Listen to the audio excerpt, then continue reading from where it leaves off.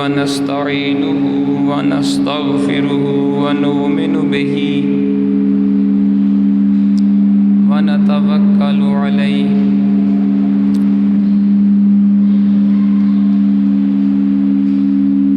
تھوڑا سا آواز پیچھے سے اس کو چھوڑ دیتا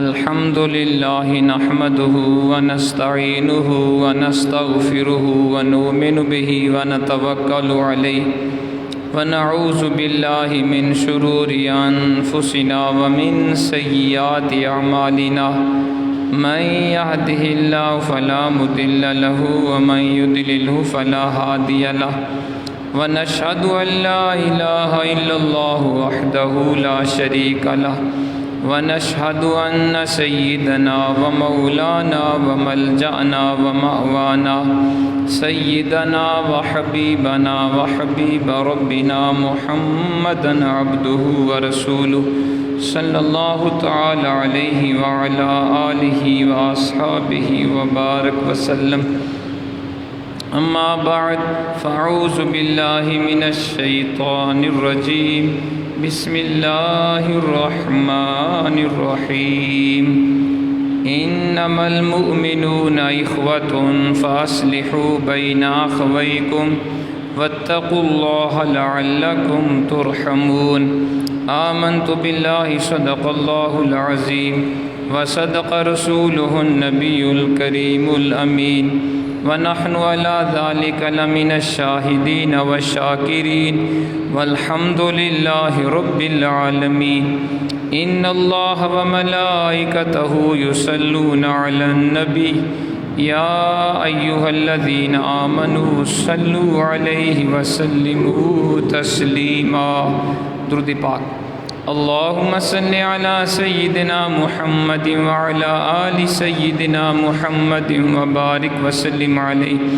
الصلاة والسلام عليك يا سيدي يا رسول الله وعلى آلك وأصحابك يا سيدي يا حبيب الله. الصلاة والسلام عليك يا سيدي يا رحمة للعالمين وعلى آلك وأصحابك يا سيدي يا شفيع المذنبين والحمد لله رب العالمين. اللہ رب العزت کی حمد و ثنا کے بعد اس کے پیارے حبیب نبی اکرم نور مجسم فخر آدم و بنی آدم سرکار مدینہ راحت قلب و سینہ احمد مجتبی محمد مصطفیٰ صلی اللہ تعالی علیہ وآلہ وسلم کی بارگاہ اقدس میں بے شمار لاتعداد درود و سلام کے بعد واجب الاحترام مسلمان بزرگ دوستوں بھائیوں بچوں السلام علیکم ورحمۃ اللہ وبرکاتہ. ذات محترم موجودہ حالات آپ کے سامنے ہیں. مسلمان مختلف مصائب کا شکار ہے. بے روزگاری، مہنگائی، قتل و غارت، بے سکونی، لڑائی جھگڑے، اختلاف و انتشار، کئی مسائل کا ہم شکار ہیں. اس کے علاوہ آسمانی زمینی بلاؤں سے بھی ہم دوچار ہیں. آپ جانتے ہیں کہ اس وقت صوبہ بلوچستان، صوبہ سندھ اور جنوبی پنجاب کے بیشتر علاقے سیلاب کی زد میں ہیں اور مسلمان سینکڑوں ہزاروں مسلمان اس سیلاب کی وجہ سے فوت ہو گئے. ان کے مکانات تباہ و برباد ہو گئے، مال مویشی ہلاک ہو گئے. نہ ان کے پاس گھر رہا، نہ ان کے پاس ذریعہ معاش رہا، نہ ان کے پاس مال و دولت رہا. وہ قسم پرسی کی زندگی گزار رہے ہیں اور ہمارے سیاستدان اور حکمران وہ جمع خرچ میں مصروف ہیں اور آپس میں دست بگریباں ہیں. کسی کو ہوش ہی نہیں ہے کہ ہمارے ملک کے اندر وہ صوبہ بلوچستان ہے، صوبہ سندھ ہے، جنوبی پنجاب کے علاقے ہماری ذمہ داری ہے. حکومت کی بھی ذمہ داری ہے، مالداروں کی ذمہ داری ہے، ہم سب کی ذمہ داری ہے ہم حسب استطاعت اپنے سیلاب زدگان مسلمانوں کی مدد کریں۔ تو میں نے مناسب سمجھا کہ آج ہم آسمانی اور زمینی مصیبتیں اور ہماری ذمہ داریاں کیا ہیں، اس موضوع پہ چند گزارشات پیش کروں، شاید کہ اتر جائے تیرے دل میں میری بات، اللہ کرے کوئی سن کے عمل کر لے تو انشاءاللہ ہماری دین و دنیا سمجھ جائے گی۔ ذات محترم، قرآن مجید کا آپ اگر مطالعہ فرمائیں، قرآن و حدیث کے اندر بے شمار مقامات پہ رب کریم نے اپنے مصیبت زدہ بہن بھائیوں کی مدد کرنے کا حکم دیا ہے، آپس میں اتفاق و اتحاد کے ساتھ زندگی بسر کرنے کی تلقین فرمائی ہے۔ جو میں نے آیت کریمہ تلاوت کی، یہ سورۃ الحجرات کی آیت نمبر 10 ہے۔ اس میں ارشاد ہوا انما المؤمنون اخوہ، بے شک تمام مسلمان بھائی بھائی ہیں، فاصلحوا بین اخویکم، اپنے بھائیوں کے درمیان صلح کروا دو، واتقوا اللہ لعلکم ترحمون، اللہ سے ڈرتے رہا کرو تاکہ تمہارے اوپر رحم کیا جائے۔ تو یہ قرآن کی آیت ہمیں بتا رہی ہے تمام کلمہ پڑھنے والے مسلمان آپس میں بھائی بھائی ہیں۔ ایک ہوتا ہے صلبی بھائی، نسبی بھائی، ایک ہوتا ہے اسلامی بھائی۔ ہم تمام مسلمان وہ اسلام قبول کرنے کے بعد آپس میں اسلامی بھائی ہیں، خواہ ایک پاکستان میں رہتا ہو، دوسرا ہندوستان میں، ایک امریکہ میں ہو، دوسرا چائنا میں، ایک سعودی عرب میں ہو اور دوسرا ترکی میں، تمام کلمہ پڑھنے والے مسلمان آپس میں بھائی بھائی ہیں۔ اگر ایک مسلمان کے اوپر تکلیف آئے، ایک مسلمان کے اوپر پریشانی آئے تو وہ تمام مسلمانوں کی تکلیف ہے، وہ تمام مسلمانوں کی پریشانی ہے۔ اسلام نے ہمیں اتحاد کا درس دیا، اتفاق کے بارے حکم دیا اور فرمایا تمام کلمہ پڑھنے والے بھائی بھائی ہیں۔ جیسے بھائی نہیں چاہتا کہ میرے بھائی کو تکلیف ہو، جو اصل بھائی ہے وہ نہیں پسند کرتا میرے بھائی بھوکا رہے، میرا بھائی کے پاس لباس نہ ہو، مکان نہ ہو، ضروریات زندگی نہ ہو، کوئی بھائی نہیں چاہتا۔ تو اسی طرح تمام مسلمانوں کو بھی ایک دوسرے کا خیال کرنا چاہیے اور ایک دوسرے کے ساتھ صلہ رحمی کرنی چاہیے اور آپس میں اتفاق و اتحاد کے ساتھ زندگی بسر کرنی چاہیے۔ قرآن نے فرمایا تمام مسلمان بھائی بھائی ہیں، فاصلحوا بین اخویکم، اپنے بھائیوں کے درمیان صلح کروا دیا کرو۔ اگر کسی وجہ سے دو بھائی آپس میں ناراض ہو جائیں، اختلاف پیدا ہو جائے تو تماشا نہ دیکھا کرو کہ ظالم کیسے ظلم کر رہا ہے، طاقتور کمزور کو کس طرح مار رہا ہے۔ فرمایا نہیں، صلح کرواؤ، دونوں کے درمیان صلح کرواؤ۔ واتقوا اللہ لعلکم ترحمون، اللہ سے ڈرتے رہا کرو تاکہ تمہارے اوپر رحم کیا جائے۔ اسی طرح اسلام نے ہمیں ایثار سکھایا، ایک دوسرے کا خیال کرنے کا حکم دیا۔ سورۃ الدہر میں ارشاد ہوا وَيُؤْثِرُونَ عَلَىٰ أَنفُسِهِمْ وَلَوْ كَانَ بِهِمْ خَصَاصَةٌ، اللہ کے بندے وہ ہیں جو دوسروں کو اپنی ذات کے اوپر ترجیح دیتے ہیں، جو ایثار کرتے ہیں، قربانی کا جذبہ رکھتے ہیں، اگرچہ ان کو خود نقصان بھی ہو وہ دوسروں کا خیال کرتے ہیں، وہ خود بھوکے بھی ہوں دوسروں کو کھانا کھلاتے ہیں، خود پیاسے بھی ہوں دوسروں کو پانی پلاتے ہیں، خود ضرورت مند بھی ہوں دوسروں کی ضرورت کو پورا کرتے ہیں۔ یہ اسلام کا حکم ہے، یہ قرآن پاک کی تعلیم ہے۔ ذات محترم، ہمارے پیارے آقا علیہ الصلوۃ والسلام کے بے شمار فرامین ہیں، صحاح ستہ کی احادیث آپ اٹھا کے دیکھ لیں، دیگر کتب احادیث کو پڑھیں، آپ دیکھیں گے ہمارے پیارے آقا علیہ الصلوۃ والسلام نے کئی مواقع پر مختلف انداز میں اپنے غلاموں کو، اپنے صحابہ کرام کو، اپنی امت کو اتفاق و اتحاد کا سبق سکھایا ہے اور مصیبت میں دوسروں کے کام آنے کا حکم دیا ہے۔ حضور کا بڑا پیارا فرمان عالی شان ہے، مشکات کے اندر یہ حدیث پاک موجود ہے۔ اللہ کے نبی فرماتے ہیں المسلم اخو المسلم لا یظلمہ ولا یسلمہ، کما قال، مسلمان کا بھائی ہے، نہ وہ خود اس پہ ظلم کرتا ہے، نہ اپنے بھائی کو بے یار و مددگار ظالم کے حوالے کرتا ہے۔ مسلمان کا بھائی ہے، تو بھائی جو ہے، بھائی وہ ہوتا ہے جو اپنے لیے پسند کرے وہی دوسرے کے لیے پسند کرے۔ اور حضور نے بڑا پیارا یہ بھی ارشاد فرمایا لا یؤمن احدکم حتی یحب لاخیہ ما یحب لنفسہ، کما قال، تم میں سے کوئی شخص مومن نہیں ہو سکتا جب تک اپنے بھائی کے لیے وہ شے پسند نہ کرے جو اپنے لیے پسند کرتا ہے۔ کوئی مومن نہیں ہے، خالی نماز پڑھنے سے بندہ مومن نہیں بنتا، سال میں ایک مہینہ روزہ رکھنے سے بھی مومن نہیں بنتا، سال میں ایک دفعہ زکوٰۃ دینے سے اور حج کرنے سے بھی مومن نہیں بنتا۔ حدیث کے مطابق مومن وہ ہے جو اپنے لیے پسند کرے وہی اپنے بھائی کے لیے پسند کرے۔ تو کوئی شخص بھی اپنے لیے بری شے پسند نہیں کرتا، کوئی بھی اپنے لیے مصیبت کو، بھوک کو، تنگ دستی کو، غربت کو، افلاس کو پسند نہیں کرتا۔ تو جیسے ہم اپنے لیے اچھی شے پسند کرتے ہیں، ہمیں دوسرے مسلمانوں کے لیے بھی اچھی شے پسند کرنی چاہیے۔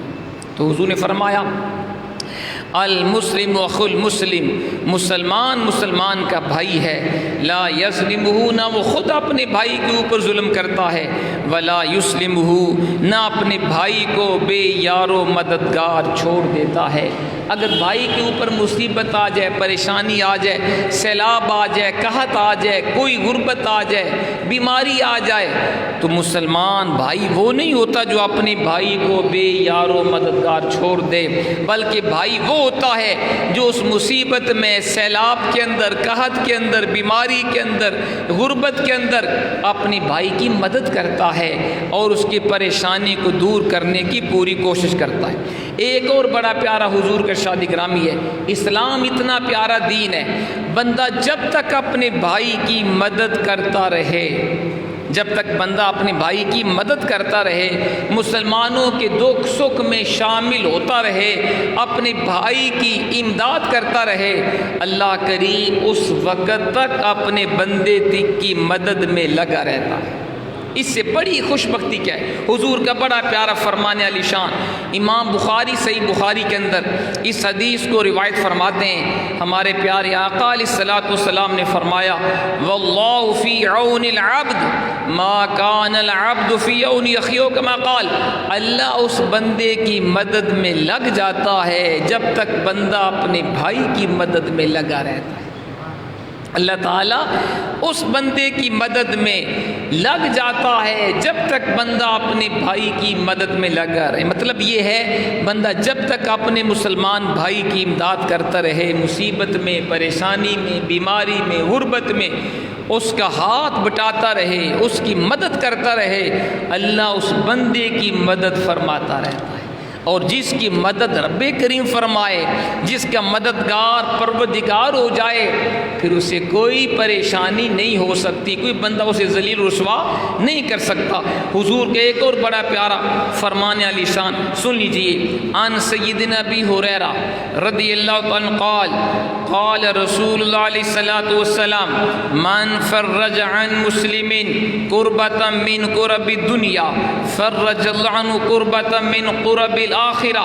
حضور نے فرمایا اور آگے فرمایا ومن ستر اخاہ المؤمن فی الدنیا سترہ اللہ فی الآخرہ واللہ فی عون العبد ما کان العبد فی عون اخیہ، رواہ الامام البہقی فی السنن الکبری۔ امام بہقی اس حدیث کو امام نسائی اپنی کتاب السنن الکبریٰ کے اندر اس حدیث پاک کو بیان فرماتے ہیں۔ سیدنا ابو ہریرہ اس حدیث کے راوی ہیں۔ نبی کریم رؤوف الرحیم علیہ الصلوۃ والسلام نے فرمایا جو کسی مسلمان سے آخرت کی مصیبتوں میں سے ایک مصیبت دور کرے، جو کسی مسلمان سے دنیا کی مصیبتوں میں سے ایک مصیبت دور کرتا ہے، اللہ تعالیٰ آخرت کی مصیبتوں میں سے ایک مصیبت اس سے دور فرما دیتا ہے۔ جو کسی مسلمان سے دنیا کی مصیبت، دنیا کی پریشانی دور کرے، اللہ کریم آخرت کی پریشانی اس سے دور فرما دیتا ہے۔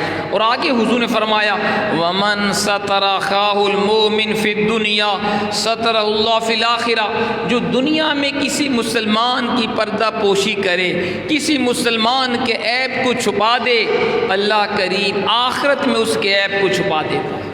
سبحان اللہ۔ اور تیسرا جملہ حضور کا واللہ فی عون العبد ما کان العبد فی عون اخیہ، اللہ اس بندے کی مدد میں لگا رہتا ہے جب تک بندہ اپنے بھائی کی مدد میں لگا رہے۔ کتنا پیارا ہمارے آقا کا فرمان علی شان ہے۔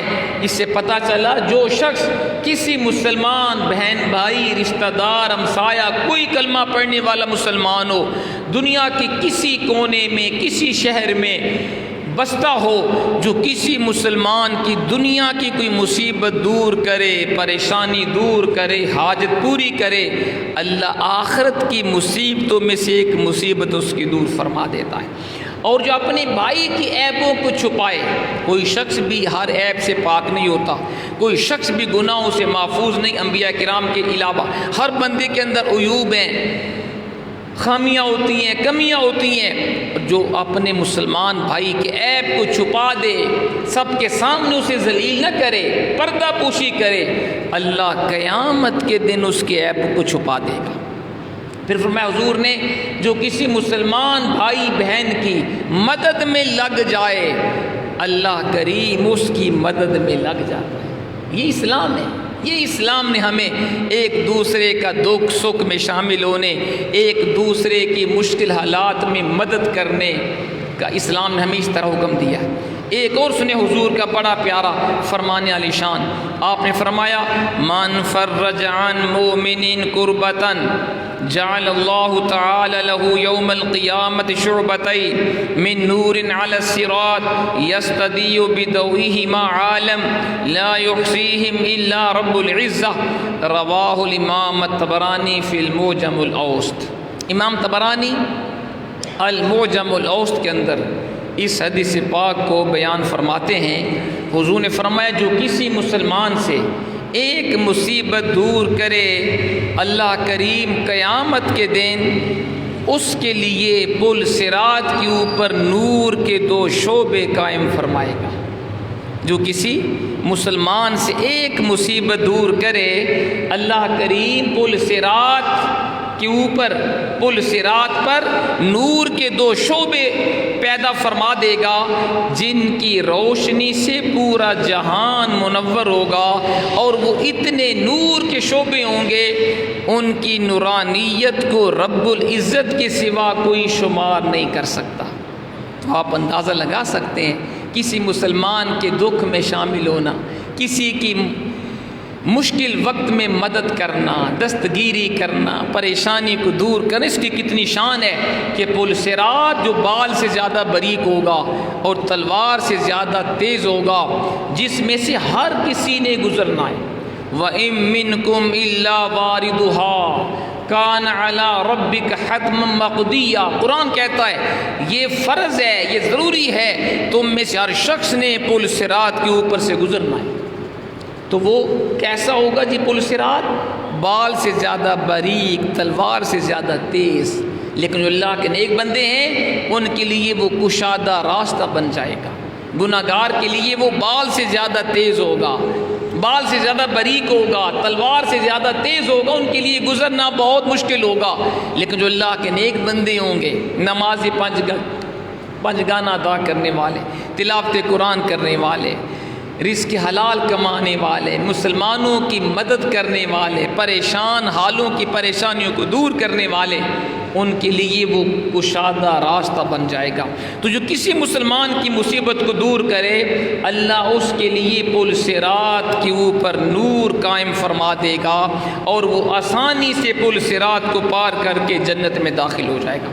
اب سنیے اسلام کے اندر مسلمانوں کی مثال کیا ہے۔ اسلام نے تمام مسلمانوں کی بڑی پیاری مثال ہمیں دی ہے. حضور کا بڑا پیارا فرمان علی شان. آپ نے فرمایا مثل المؤمنین فی توادہم وتراحمہم وتواصلہم کمثل الجسد الواحد اذا اشتکى منہ عضو تداعى له سائر الجسد بالحمى والسہر او کما قال. رواہ الامام علامہ الخطیب فی المشکات. مشکات کے اندر یہ حدیث پاک ہے. حضور نے فرمایا تمام مسلمانوں کی مثال آپس میں محبت کرنے میں، ایک دوسرے کے اوپر رحم کرنے میں، ایک دوسرے سے صلہ رحمی کرنے میں ایک جسم کی طرح ہے. جب جسم کے کسی عضو کو تکلیف ہوتی ہے تو سارا جسم بخار اور جاگنے کی وجہ سے بے قرار ہو جاتا ہے. یہ مثال ہے تمام مسلمانوں کی. تو حضور نے ہمیں بتا دیا کہ تمام مسلمانوں کی مثال ایسے ہے جیسے ایک جسم ہو، جسم کے کسی حصے کو تکلیف ہو پورا جسم بے قرار ہوتا ہے، پورا انسان کا بدن اس تکلیف کو محسوس کرتا ہے. ایسی بات ہے نا جی. کسی کی آنکھ خراب ہو جائے تو باقی اعضاء کو سکون نہیں آتا. کسی کا ہاتھ خدا نخواستہ کٹ جائے باقی اعضاء بھی بے قرار ہوتے ہیں. کسی کے کان میں درد ہو باقی اعضاء کو بھی سکون نہیں ہوتا. یہ مثال ہے تمام مسلمانوں کی کہ حضور نے مثال دی ہے کہ تمام مسلمانوں کی مثال آپس میں محبت کرنے میں، صلہ رحمی کرنے میں، ایک دوسرے کے اوپر شفقت کرنے میں ایک جسم کی طرح ہے. لیکن افسوس یہ ہے آج ہم جسم انسانی کی طرح نہیں ہیں. ہم سمجھتے ہیں جی ہر کوئی اپنے آپ میں مست ہے. کوئی کہتا ہے کہ فرسٹ پاکستان، کوئی کہتا ہے فرسٹ ہندوستان، کوئی کہتا ہے فرسٹ امریکہ اور فرسٹ کشمیر اور فلاں فلاں. حالانکہ فرسٹ اسلام ہے. سب سے پہلے ہم مسلمان ہیں، بعد میں ہمارا وطن ہے. تو اسلام کی تعلیم کیا ہے کہ آپس میں اس طرح محبت کے ساتھ رہو، صلہ رحمی کے ساتھ رہو، ایک دوسرے کا خیال کرو کہ جیسے جسم کے کسی حصے کو تکلیف ہو پورا جسم بے قرار ہوتا ہے. یہی مثال ہے مسلمانوں کی. دنیا کے کسی ایک خطے کے اوپر کسی ایک مسلمان کو تکلیف پہنچے، کسی ایک مسلمان کے اوپر ظلم ہو، وہ ساری امت کے اوپر ظلم ہے. اگر آج بلوچستان کے اندر سیلاب ہے، اگر آج سندھ کے اندر ہمارے بہن بھائی سیلاب کی وجہ سے پریشان ہیں، اگر آج جنوبی پنجاب کے اندر بے شمار لوگ بے گھر ہیں، ہم سب کی یہ تکلیف ہے. یہ صرف ان کی تکلیف نہیں ہے. اسلام کے مطابق جتنے لوگ وہاں پریشان ہیں وہ ہماری بھی پریشانی ہے. جتنے ہمارے بہن بھائی سیلاب کی وجہ سے بھوکے ہیں وہ ہماری بھی بھوک ہے. جتنے وہ مصائب کا شکار ہیں ہم سب کو وہ تکلیف محسوس کرنی چاہیے. یہ اسلام کی تعلیم ہے. ایک اور حضور کا بڑا پیارا فرمان علی شان. آپ نے فرمایا المؤمن للمؤمن کالبنیان یشد بعض بعضا او کما قال. رواہ العلامہ الخطیب فی المشکات. یہ حدیث بھی مشکات کے اندر ہے. حضور نے فرمایا ایک مومن کی مثال دوسرے مومن کے لیے دیوار کی طرح ہے جس کی ہر اینٹ دوسری اینٹ کو مضبوط کرتی ہے. دیکھیے جیسے دیوار ہوتی ہے نا، دیوار اس وقت بن نہیں سکتی جب تک اینٹیں ایک دوسرے کو سہارا نہ دیں. جب تک اینٹیں ایک دوسرے کے ساتھ جڑے نہیں کوئی دیوار کوئی بلڈنگ بن نہیں سکتی. تو حضور نے کتنی پیاری مثال دی. ایک مومن بھی دوسرے مومن کے لیے، ایک مسلمان بھی دوسرے مسلمان کے لیے دیوار کی طرح، عمارت کی طرح ہے جس کی ہر اینٹ دوسری اینٹ کو مضبوط کرتی ہے. اسی طرح مسلمان بھی گویا ایک عمارت کی طرح ہیں کہ ہر مسلمان دوسرے مسلمان کو مضبوط کرتا ہے. ہر مسلمان دوسرے مسلمان کے کام آتا ہے. ہر مسلمان مصیبت میں پریشانی میں اپنے مسلمان بھائیوں کی مدد کرتا ہے، ان کے دکھ درد کو بانٹتا ہے. یہ اسلام کی تعلیم ہے. حضرات محترم ایک بڑی پیارا واقعہ حدیث پاک میں آیا. جو بندہ اللہ کے راستے میں خرچ کرے، صدقہ و خیرات کرے، راہ خدا میں خرچ کرے اپنے رب کو راضی کرنے کے لیے، رب کریم اس کے تمام معاملات کا خود کفیل بن جاتا ہے. اللہ اس کے معاملات حیات کے اندر برکت نازل فرما دیتا ہے. حدیث پاک میں بڑا ایمان فروز ایک واقعہ بیان ہوا اور یہ وہ حدیث ہے جس کو امام مسلم صحیح مسلم کے اندر جو صحاح ستہ کی بخاری شریف کے بعد صحیح مسلم کا مقام ہے، صحیح مسلم کے اندر یہ حدیث بات اس کا خلاصہ سن لیجئے۔ سیدنا ابو ہریرہ رضی اللہ تعالیٰ عنہ اس حدیث کو بیان کرتے ہیں، نبی کریم رؤوف الرحیم علیہ الصلوۃ والسلام نے فرمایا، مفہوم یہ ہے، اس نے فرمایا ایک آدمی تھا اس جنگل میں تھا، وہ جنگل میں تھا، اس نے جنگل میں ایک آواز سنی، آسمان سے آواز آئی کہ فلاں بندے کا باغ جا کے سیراب کرو۔ یہ اللہ کی طرف سے بادل کو حکم ملا، میرے فلاں بندے کا باغ جا کے سیراب کرو۔ وہ بندہ کہتا ہے بادل اپنی جگہ سے چلا اور اس بندے کے باغ کی طرف جانے لگا، میں بھی پیچھے پیچھے تھا، میں دیکھوں وہ کون اللہ کا بندہ ہے کہ جس کے باغ کو سیراب کرنے کا اللہ کی طرف سے بادل کو حکم ملا ہے۔ وہ بندہ کہتا ہے کہ جب میں اس باغ میں پہنچا، اس باغ میں ایک بندہ تھا، تو وہ بادل وہاں گیا اور بادل نے اس باغ کے اوپر برسنا شروع کر دیا، اور اس بندے نے پھوڑا پکڑا اور وہ بارش کے پانی کو باغ کے اندر آگے پیچھے ڈالنے لگا۔ تو میں نے سلام کیا، میں نے کہا تم کون ہو؟ اس نے اپنا نام بتایا، اور یہ نام وہی تھا جس کے بارے میں یہ حکم دیا گیا تھا کہ میرے فلاں بندے کے باغ کو جا کے سیراب کرو۔ کہتے اس بندے نے، باغ والے نے مجھ سے پوچھا بھئی آپ نے میرا نام کیوں پوچھا ہے؟ تو کہتے میں فلاں جنگل میں تھا، تو میں نے ایک آواز سنی، بادل کو یہ حکم ملا کہ فلاں بندے کے باغ کو جا کے سیراب کرو، تو میں اس لیے آیا ہوں، میں دیکھوں اور میں پوچھوں آپ سے آپ کے اندر کیا خوبی ہے، کیا کمال ہے کہ آپ کو بادل کو اللہ کی طرف سے حکم ملا کہ فلاں بندے کو سیراب کرو، اور بادل نے آپ کے باغ کو سیراب کر دیا ہے۔ اس اللہ کے بندے نے جو بتایا وہ غور سے سننے والا ہے۔ اس نے کہا بھائی بات یہ ہے، یہ میرا ذریعہ معاش ہے، باغ، اس کو سیراب کر کے اس کے فصل، اس کے اناج اور اس کے پھلوں سے میں اپنا گزارا کرتا ہوں، اور جو مجھے اس باغ سے آمدن ہوتی ہے اس کے 3 حصے کرتا ہوں۔ آمدن کے بولیے 3 حصے کرتا ہوں۔ سب سے پہلے ایک حصہ اللہ کے راستے میں خیرات کر دیتا ہوں، جتنی مجھے آمدن ہو ایک حصہ رب کے راستے میں خیرات کرتا ہوں، دوسرا حصہ اپنے بیوی بچوں اور اپنی ذات کے اوپر خرچ کرتا ہوں، اور تیسرا حصہ دوبارہ باغ کے اوپر صرف کرتا ہوں تاکہ مجھے دوبارہ اسی طرح پھل دیتا رہے۔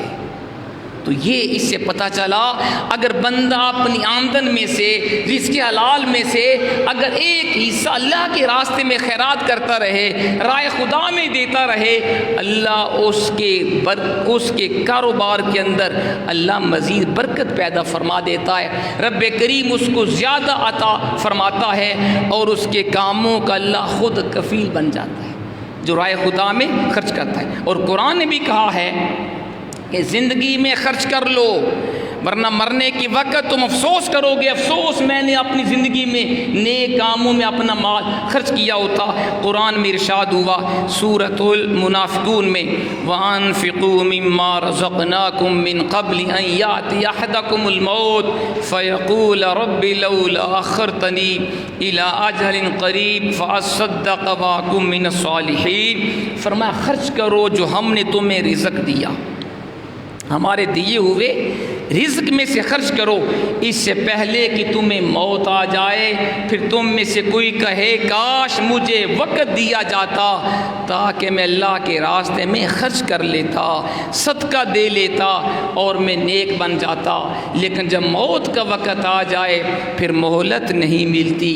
اب دنیا میں ہمارے پاس وقت ہے، جن کو اللہ نے مال و دولت دیا ان کے پاس چوائس ہے، چاہے تو نیک کاموں میں خرچ کریں، غریبوں کی امداد کریں، سیلاب زدگان کے اوپر خرچ کریں، مسکینوں، بیوہ، یتیم بچوں کے اوپر خرچ کریں، نیکی کے کاموں میں خرچ کریں، اور چاہے تو عیاشی کرتے رہیں، گناہ کے اوپر خرچ کریں، ناچ گانا بسنت مرنے جینے کے اوپر سینکڑوں دیگے پکا کے اپنا پیسہ وہ صرف کریں۔ ہمارے پاس چوائس ہمارے پاس ہے، لیکن اچھے لوگ وہ ہوتے ہیں جو راہ خدا میں اپنی زندگی میں اپنی مال و دولت اللہ کے راستے میں خرچ کرتے ہیں۔ اور سنیے گا، اور قرآن یہ بھی بتا دیا ہے سورت آل عمران میں آیت نمبر 271 میں، مثل الذین ينفقون اموالهم فی سبیل اللہ کمثل حبۃ انبتت سبع سنابل فی کل سنبلۃ مئۃ حبۃ واللہ یضاعف لمن یشاء واللہ واسع علیم۔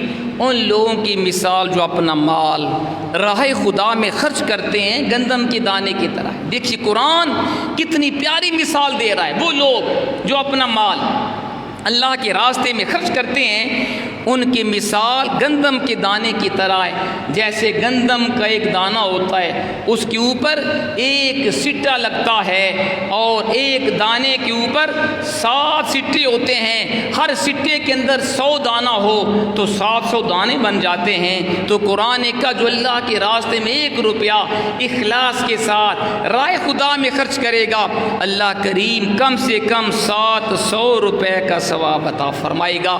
پھر اس کے اوپر بھی بس نہیں، واللہ یضاعف لمن یشاء، اللہ جس کے لیے چاہے گا اس سے بھی کئی گنا بڑھا کے دے گا۔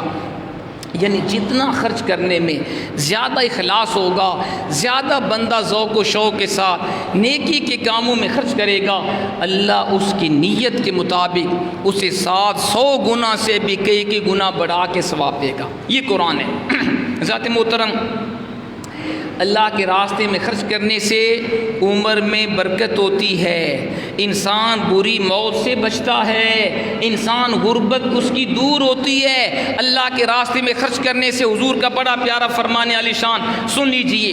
عن عمرو بن عوف قال قال رسول اللہ علیہ الصلوۃ والسلام ان صدقۃ المسلم تزید فی العمر وتمنع میتۃ السوء ویذهب اللہ بها الکبر والفقر والفخر کما قال۔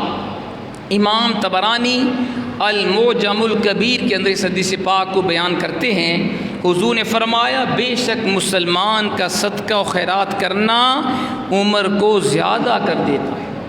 اللہ کے راستے میں خرچ کرنے سے عمر میں اضافہ ہوتا ہے، عمر میں برکت ہوتی ہے اور انسان کو بری موت سے بچاتا ہے۔ زیادہ اللہ کے راستے میں خرچ کرنا، اس بندے کو بری موت نہیں آئے گی جو اپنی زندگی میں نیکی کے کاموں میں خرچ کرتا رہے گا۔ اور پھر فرمایا اللہ اس صدقے کی برکت سے، نیکی کے کاموں میں خرچ کرنے کی وجہ سے انسان سے تکبر اور غربت اور فخر کو دور فرما دیتا ہے۔ یعنی راہ خدا میں خرچ کرنے سے انسان کا تکبر ختم ہوتا ہے، غربت دور ہوتی ہے اور اپنے حسب کے اوپر فخر کرنا بھی ختم ہوتا ہے۔ یہ فضیلت ہے۔ اسی طرح اللہ کے راستے میں خرچ کرنا اللہ کے غضب کی آگ کو بجھا دیتا ہے۔ یہ بھی حدیث پاک میں آیا۔ حضرت عبداللہ بن جعفر کہتے ہیں میں نے حضور کو فرماتے ہوئے سنا، آپ نے فرمایا صدقۃ السر تطفی غضب الرب کما قال، پوشیدہ طور پہ خرچ کرنا، چھپ کے خرچ کرنا اللہ کے غضب کی آگ کو بجھا دیتا ہے۔ یعنی پوشیدہ خرچ کرنا بھی اچھی بات ہے، اور اگر بندہ ظاہر خرچ کرے سب کے سامنے اس نیت سے کہ مجھے دیکھ کر اور لوگ بھی رائے خدا میں خرچ کریں گے، پھر یہ اظہار کرنا بھی اچھا ہوگا۔ اسی طرح اللہ کی بارگاہ میں سب سے جو اعلیٰ عمل ہے وہ غریب کی مدد کرنا ہے، وہ بھوکے کو کھانا کھلانا ہے۔ حضور کا بڑا پیارا فرمان علی شان سن لیجئے۔ حضرت حکم بن عمیر اس حدیث کو بیان کرتے ہیں، نبی کریم رؤوف الرحیم علیہ الصلوۃ والسلام نے فرمایا احب الاعمال الی اللہ عز وجل من اطعم مسکینا من جوع او دفع عنہ مغرما او کشف عنہ کربا، رواہ الامام الطبرانی فی المعجم الکبیر۔ امام طبرانی المعجم الکبیر کے اندر اس حدیث پاک کو بیان فرماتے ہیں، پیارے آقا علیہ الصلوۃ والسلام نے فرمایا اللہ کی بارگاہ میں سب سے اعلیٰ عمل، سنیے گا ذرا، اللہ کی بارگاہ میں سب سے پسندیدہ عمل یہ ہے کہ کوئی بھوک کے وقت کسی غریب کو کھانا کھلائے، کسی بھوکے کو کھانا کھلانا اللہ کی بارگاہ میں سب سے زیادہ محبوب عمل ہے۔ یا بندہ کسی مقروض کے قرض کو دور کرتے، یہ بھی رب کو سب سے زیادہ پسندیدہ ہے۔ اور تیسری چیز، یا کسی مصیبت زدہ کی مصیبت کو دور کر دے۔ ہم سمجھتے ہیں کہ نماز پنجگانہ ادا کرنا سب سے اعلیٰ عمل ہے، صرف رمضان کے روزے رکھ لینا سب سے اعلیٰ ہے، صرف زندگی میں ہر سال یا ایک سال حج کرنا سب سے اعلیٰ ہے۔ یہ کام بھی اچھے ہیں، لیکن جو حضور نے فرمایا وہ یہ ہے کہ اللہ کی بارگاہ میں سب سے اعلیٰ عمل، سب سے زیادہ پسندیدہ عمل یہ ہے، کوئی بندہ کسی بھوکے کو کھانا کھلا دے، یا کسی مقروض کے قرض کو ادا کر دے، یا کسی مصیبت زدہ کی مصیبت کو دور کر دے۔ یہ رب کی بارگاہ میں سب سے اعلیٰ عمل ہے۔ جیسے آج کل سیلاب ہے بلوچستان کے اندر، سندھ کے اندر، جنوبی پنجاب کے اندر، اس وقت جو سب سے اعلیٰ عمل ہے، نماز سے بھی، روزے سے بھی، حج سے بھی، تلاوت سے بھی سب سے اعلیٰ عمل وہ اپنے غریب بہن بھائیوں کی مدد کرنا ہے۔ یہ حدیث کہتی ہے۔ اور سنیے گا، جو اللہ کے راستے میں خرچ کرے، سخاوت کرے، اللہ کو سخی کتنا پسند ہے۔ اللہ کی بارگاہ میں سخاوت کرنے والا بندہ کتنا محبوب ہے۔ حضور نے فرمایا، حضرت سیدہ عائشہ صدیقہ اس حدیث کو بیان فرماتی ہیں، میں نے اللہ کے حبیب کو فرماتے ہوئے سنا۔ حضور نے فرمایا، السخی قریب من اللہ، سخی اللہ کے قریب ہوتا ہے، بعید من النار، جہنم کی آگ سے دور ہوتا ہے، قریب من الجنہ، جنت کے قریب ہوتا ہے۔ یہ سخی کی شان ہے۔ کیا؟ سخی اللہ کے قریب ہے، جہنم سے دور ہے اور جنت کے قریب ہے۔ آگے حضور نے فرمایا، والبخیل بعید من اللہ، جو بخیل ہو، جو کنجوس ہو، مال و دولت کے انبار ہیں، سونے چاندی کے ڈھیر ہیں، لیکن اللہ کے راستے میں خرچ نہیں کرتا، خود عیاشی کرے گا لیکن غریبوں کا خیال نہیں کرے گا۔ حضور نے فرمایا، جو بخیل ہے، کنجوس ہے، اللہ کی رحمت سے دور ہے، بعید من الجنہ، جنت سے بھی دور ہے، قریب من النار، جہنم کے قریب ہے۔ بخیل، کنجوس جہنم کے قریب ہے۔ اور اگلا حضور کا جملہ سننے والے، وَالْجَاهِلُ السَّخِيُّ أَحَبُّ إِلَى اللَّهِ مِنَ الْعَابِدِ الْبَخِيلِ، جاہل سخی اللہ کی بارگاہ میں کنجوس عبادت گزار سے زیادہ محبوب ہے۔ دوبارہ سنو، جاہل سخی یعنی ہے سخی لیکن ہے جاہل، عالم فاضل نہیں ہے، زیادہ نیک نہیں ہے لیکن ہے سخی۔ فرمایا جاہل سخی اللہ کی بارگاہ میں کنجوس عبادت گزار سے زیادہ پسندیدہ۔ کیوں بلا؟ اس لیے کہ عبادت کرنے والے کو فائدہ صرف اس کی ذات کو ہے، لیکن سخاوت کا فائدہ پوری امت کو ہے۔ سخاوت کا فائدہ غریبوں کو ہوتا ہے، اللہ کے بندوں کو ہوتا ہے۔ اللہ کو اپنے بندوں سے اتنا پیار ہے کہ حضور نے فرمایا، جاہل سخی اللہ کی بارگاہ میں کنجوس عبادت گزار سے زیادہ پسندیدہ ہے۔ یہ اسلام ہے۔ اور سنو حضور کا بڑا پیارا فرمان عالی شان، آپ نے فرمایا، خیر الناس من ينفع الناس۔ امام ترمذی جامع ترمذی کے اندر جو سیاستہ کی کتاب ہے، اس حدیث کو بیان فرماتے ہیں، حضور نے فرمایا، تمام لوگوں میں سے بہتر انسان وہ ہے جو مخلوق خدا کو فائدہ پہنچائے۔ سبحان اللہ۔ ساری رات کھڑے ہو کے عبادت کرنے والا سب سے بہتر نہیں ہے، سال میں رمضان کے روزے رکھنے والا سب سے بہتر نہیں ہے، سال میں حج کرنے والے کے بارے حدیث میں نہیں ہے سب سے بہتر وہ ہے، تہجد گزار سب سے بہتر نہیں ہے، اللہ کے بندوں کو فائدہ پہنچانے والا سب سے بہتر ہے۔ یہ اسلام ہے۔ کرو مہربانی تم اہل زمین پر، خدا مہربان ہوگا عرش بری پر۔ ہم سمجھتے ہیں اسلام فقط نماز، روزے اور حج اور عبادت کا دین ہے۔ نانا، یہ اسلام کے پارٹس ہیں، اسلام کے جز ہیں۔ اصل اسلام حقوق العباد ہے۔ حقوق اللہ بھی ہم ہیں لیکن حقوق العباد زیادہ ہم ہیں۔ اگر ایک بندہ بڑا نیک ہے، بڑا پرہیزگار ہے، تہجد گزار ہے، روزے دار ہے، قائم اللیل ہے، صائم الدار ہے، ہمیں اس کا فائدہ کیا ہے؟ وہ فائدہ صرف اس کی ذات کو ہے نا۔ لیکن ایک بندہ سخی ہے، غریبوں کی مدد کرتا ہے، نیکی کے کاموں میں خرچ کرتا ہے، مساجد کی تعمیر میں، مدارس کی تعلیم و ترقی میں، غریبوں کے اوپر خرچ کرتا ہے، اس کی سخاوت کا فائدہ پوری امت کو ہے، وہ رب کی بارگاہ میں زیادہ محبوب ہے۔ اور سنیے گا اللہ کو اپنے بندوں سے کتنا پیار ہے، حضور کا بڑا پیارا فرمان علی شان، یہ وہ حدیث ہے جس کو امام بہقی شعب الایمان کے اندر بیان فرماتے ہیں۔ حضور نے فرمایا الخلق عیال اللہ، فرمایا مخلوق اللہ کا کنبہ ہے۔ سبحان اللہ، سنیے گا ذرا اللہ کو اپنے بندوں سے کتنا پیار ہے، مخلوق اللہ کا کنبہ ہے۔ فاحب الخلق الی اللہ من احسن الی عیالہ، اللہ کی بارگاہ میں سب سے محبوب وہ بندہ ہے جو اللہ کے کنبے کے ساتھ اچھا سلوک کرے۔ مخلوق اللہ کا کنبہ ہے، مخلوق اللہ کا خاندان ہے، اللہ کے بندے رب کی فیملی ہیں۔ اللہ کو سب سے محبوب وہ ہے جو اس کے بندوں سے پیار کرتا ہے، جو اس کے بندوں کی دستگیری کرتا ہے، غریبوں کے اوپر خرچ کرتا ہے، یتیموں کے اوپر خرچ کرتا ہے، جو نیکی کے کاموں میں خرچ کرے، اللہ کی بارگاہ میں وہ سب سے زیادہ پسندیدہ ہے۔ حضور کا بڑا پیارا فرمان علی شان، امام بخاری اس حدیث کو صحیح بخاری کے اندر بیان فرما رہے ہیں۔ حضور نے فرمایا ایک بندہ ہے، وہ راستے میں جا رہا تھا، اس نے راستے سے ایک کانٹے دار شاخ کو ہٹا کے سائڈ پر کر دیا تاکہ کسی کو تکلیف نہ پہنچے۔ ذرا دیکھیے کہ اسلام کیا ہے، بندہ جا رہا ہے راستے میں، ایک کانٹے دار شاخ تھی، اس نے اس کو اٹھایا، کانٹے کو سائڈ پہ رکھ دیا تاکہ آنے جانے والوں کو تکلیف نہ پہنچے۔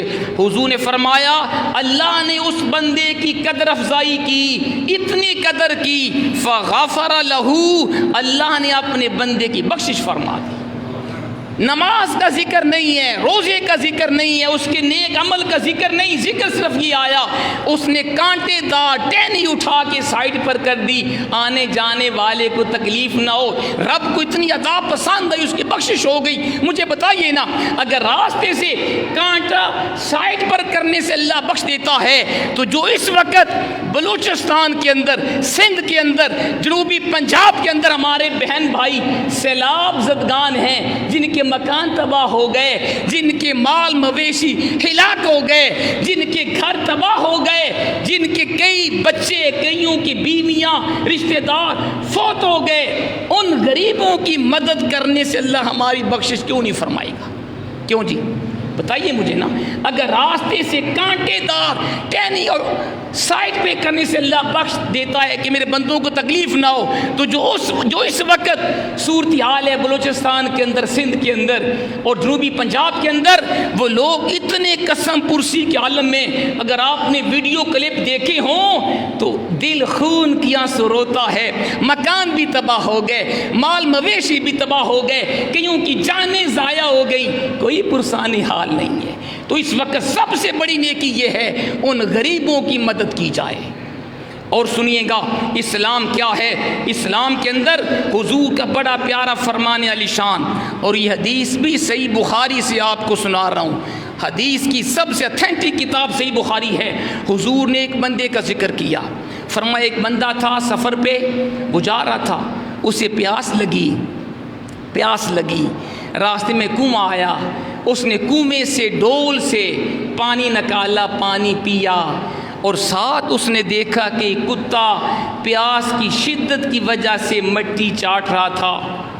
اس نے سوچا جیسے مجھے پیاس تھی اس کتے کو بھی اسی طرح پیاس ہوگی۔ اس نے پھر اپنا موزہ کنویں میں ڈالا، جوتی کے ذریعے پانی نکالا، اس کتے کے منہ میں پانی ڈالا، اللہ کو اتنی عطا پسند آئی، رب نے اس کی بخشش فرما دی۔ یہ حدیث ہے۔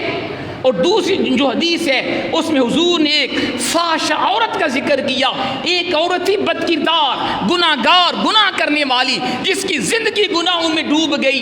اس نے بھی اسی طرح دیکھا ایک کتا پیاسا تھا، پاس کنواں تھا، اس فحش عورت نے بھی اپنی جوتی کے ذریعے کنویں سے پانی نکالا، اس کتے کے منہ میں پانی ڈالا، کتے کی جان بچ گئی۔ حضور نے فرمایا رب نے اس فحشہ کی بخشش بھی فرما دی۔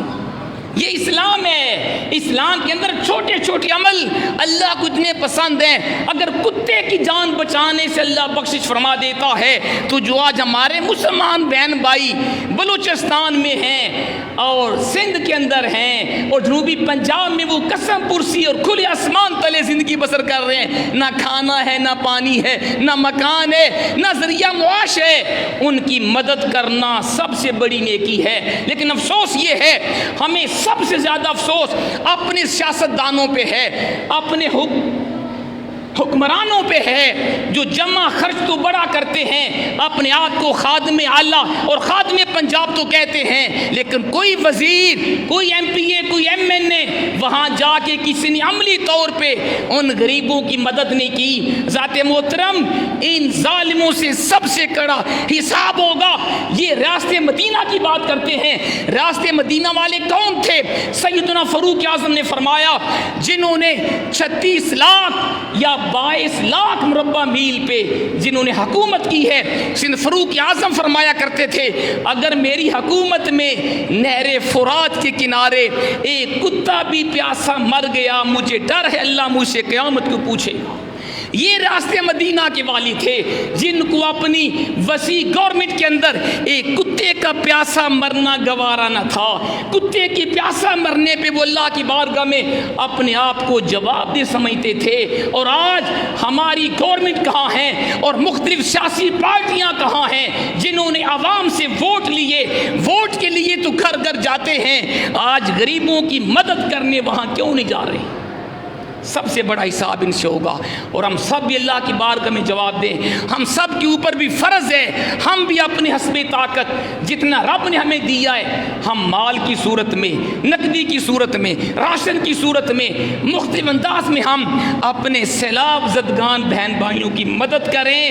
اگر ہم نے بھی اس مصیبت میں ان کا ساتھ نہ دیا، ہم سب بھی قیامت کے دن اللہ کی بارگاہ میں جواب دہ ہوں گے۔ لہٰذا ہمیں اپنے حصے کا چراغ جلانا چاہیے۔ میں سب حضرات سے یہ گزارش کر رہا ہوں، اپنی حسب طاقت جتنی طاقت ہے، 100، 2000، 10,000، 20,000، جتنی طاقت ہے، کوئی شخص بھی اس نیکی کے کام سے محروم نہ رہے۔ اپنے سیلاب زدگان بہن بھائیوں کی مدد کیجئے۔ انشاءاللہ نماز جمعہ کے بعد باہر امدادی کیمپ کا ہم نے اہتمام کیا ہے الکرم فرینڈز کے تحت، جس میں ہمارے دوست وہاں پہ ہوں گے۔ آپ جو بھی پیسے ان کو دیں گے انشاءاللہ وہ مستحقین تک ہم امانت داری کے ساتھ انشاءاللہ پہنچائیں گے۔ سب سے میری عرض ہے، کوئی شخص بھی پیچھے نہ رہے، دل کھول کے اپنے بہن بھائیوں کی امداد کریں۔ کیا خبر اللہ کو ہماری ادا پسند آ جائے، اللہ ہماری بخشش فرما دے، اللہ ہمیں اپنے بہن بھائیوں کی مدد کرنے کی توفیق